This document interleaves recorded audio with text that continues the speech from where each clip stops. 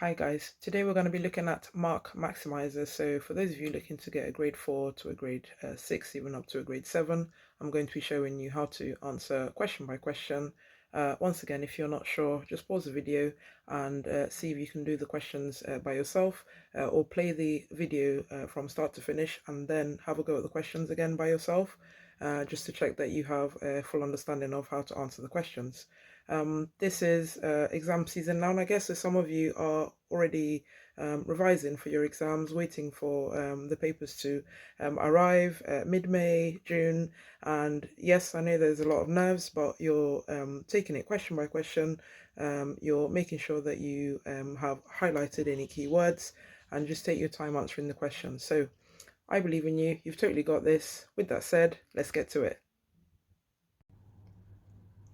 So today's video is taken from goteachmaths.co.uk. The resources are from there. I'm going to be using mark maximizers from grade 4 to grade 7. I'm going to put a link in the description box. What is the size of angle X? Give a reason for your answer. So 126 is the angle at the top, and then the angle at the bottom is also 126. It is corresponding angles. So X is 126 degrees, and the reason for that is corresponding angles.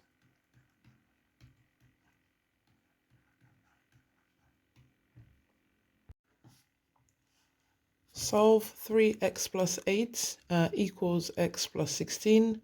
So I'm going to look at 3x and x. I'm going to take away the smaller value of x from both sides, so which happens to be x. So take away x because this x here is positive. So take away x from 3x, which is 2x. Bring down the plus 8.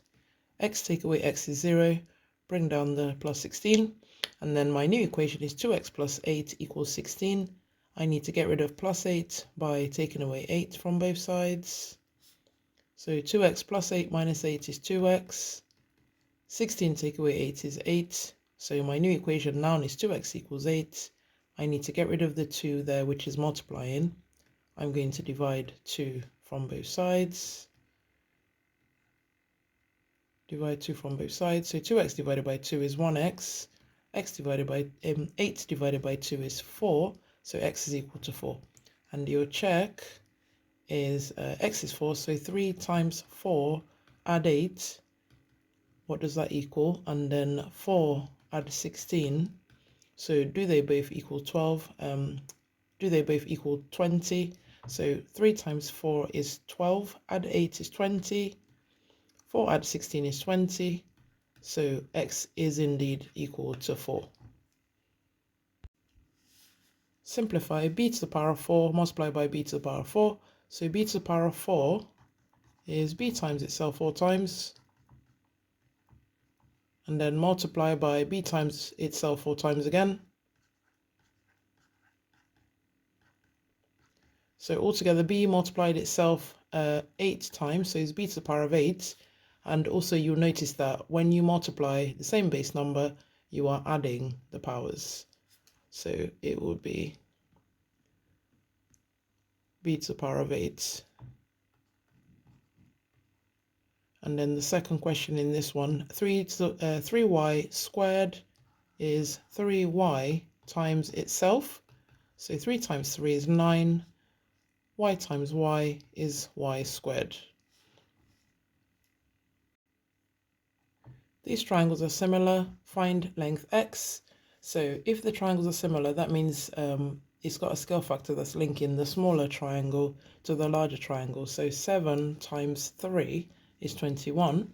So that means I need to do 5 times 3 to find out what this base is. 5 times 3 is 15. So the base of the larger triangle is 15. A car travels at 84 kilometers per hour for 3¼ hours. So I'm just going to write 3¼ hours. Calculate the total distance traveled. So you're going to need the triangle. So I'm just going to draw the triangle.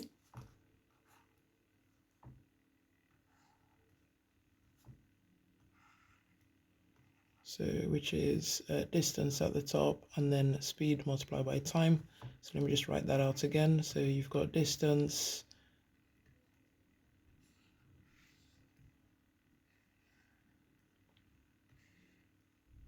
speed and time. So this is multiplication, and then when you've got distance and time, you're dividing. When you've got distance and speed, you're dividing. So get that triangle drawn out straight away, and then read the question again. So this is referring to speed, and this is referring to time. So I've got speed and time. So I am multiplying 84 by 3¼ hours. So 8 multiplied by 3¼ hours. Just check the units again. So I've got kilometers per hour and I've got hours. So I can do that. A car travels at 84 kilometers per hour for 3¼ hours. Calculate the total distance traveled. So we've got distance,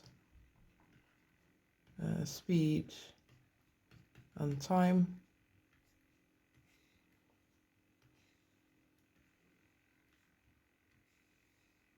So when you've got speed and time, you're multiplying. When you've got distance and speed, you are dividing.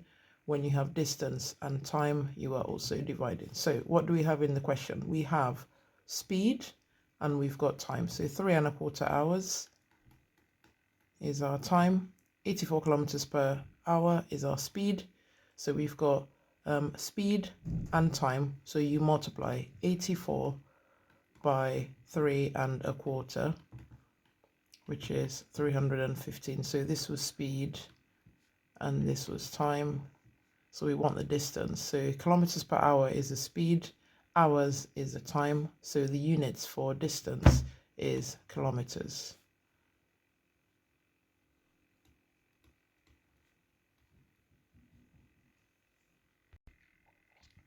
Y is directly proportional to x. When x is 4, y is equal to 12. Find the value of y when x is equal to 3. So we're going to write down our statement straight away. Y is directly proportional to x. Y equals kx, so k being your constant, that doesn't change. And then you're going to substitute based on the second statement here. Y is 32. We don't know what k is yet. X is 4. So something times 4 is 32. That means that k is equal to 8. Find the value of y when x is 3. So we're going to use this equation again to work out what y is when x is 3. Y equals kx. We know what k is now, and k is equal to 8. And in this question, x is equal to 3. So y is 24. This box plot shows the weights of some adults. Find the interquartile range. So we have, I'm just going to label the box plot. This would be your lowest value.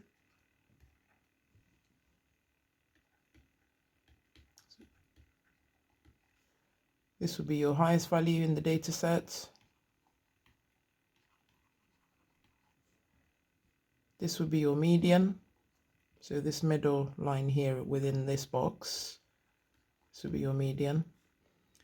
This would be your lower quartile, and this would be your upper quartile. So we want to find the interquartile range. To find the interquartile range, you need to do the upper quartile, take away the lower quartile.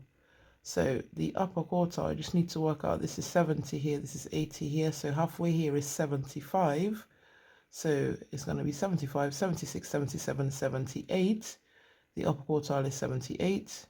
Then we're going to work out what the lower quartile is on here. This is 50. This is 55. Lower quartile is 54. So you need to do, to find the interquartile range, you need to do 78 to take away 54, which is 24. Convert this recurring decimal to a fraction. So this recurring decimal is 0.888. I can write as many digits as I want, so I'm just going to stop to 4 decimal places. Then the next line will be 10x. So this value multiplied by 10 is 8.8888. So I want my digits after decimal point to be the same value, which they are. So I can take away x from 10x. on the left side, which is 9x, and I can take away 8.8, I can take away 0.8888 from 8.8888, which is 8. So x is equal to 8/9, because you're just dividing, to get rid of that 9, you're dividing by 9 from both sides. Enlarge shape A by the scale factor -1, center 0 is 0. So you're going to check what the distance is from the center of enlargement. The shape is not going to get any bigger because the scale factor is -1, but it will be on the other side of your projection lines. But rather than using a ruler, I'm going to show you a more efficient way of what I believe is a more efficient way of doing this. We're going to count these squares from the center of enlargement 0, 0 to all the 3 vertices of the triangle. So I'm just going to label them, and then I'm going to label the new vertices A dash, B dash, and C dash. So from 0, 0 to A, you'll move in 1 right.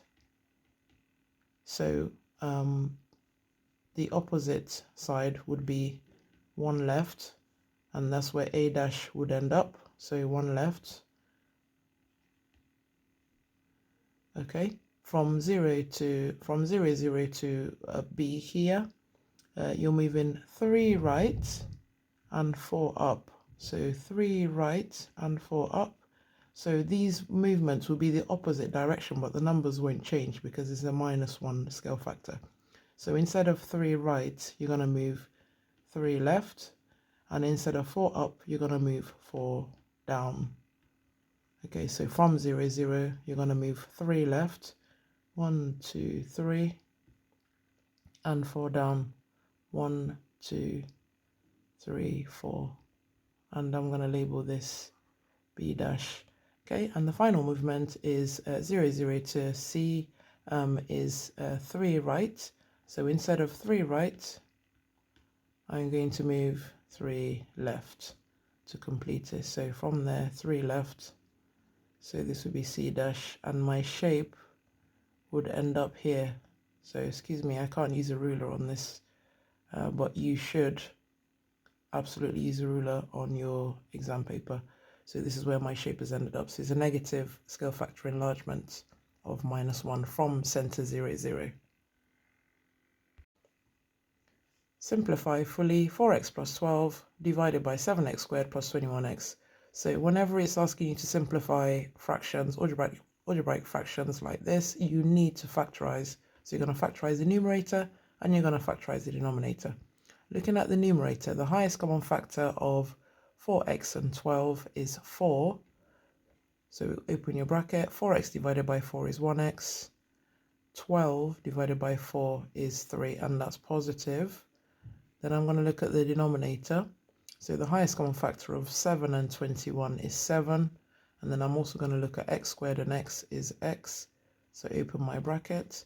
And then 7x squared divided by 7x is x.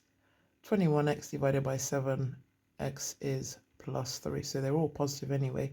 And you can see hopefully that you can cancel down x plus 3 and x plus 3, leaving you with 4 divided by 7x. Write root 75 in the form k root 3, where k is an integer. So whenever you see this question, you need to do a prime factor tree of this surd. So 75, split it into 5 and 15.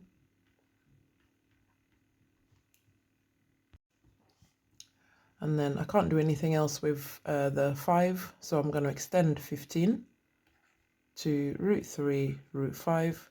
So I'm left with root 75 is equal to root 3 times root 5 times root 5.